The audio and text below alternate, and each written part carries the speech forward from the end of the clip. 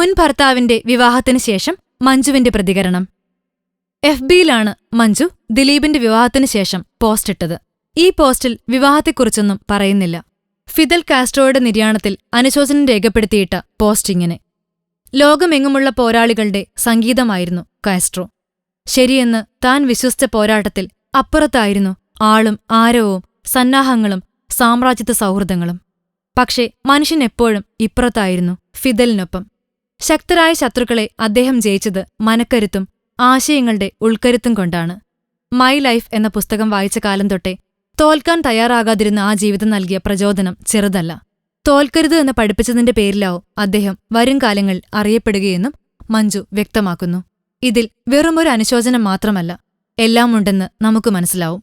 Film കോട്ട്. കൂടുതൽ cinema വിശേഷങ്ങൾക്കായി ഈ ചാനൽ സബ്സ്ക്രൈബ് ചെയ്യൂ. Film coat.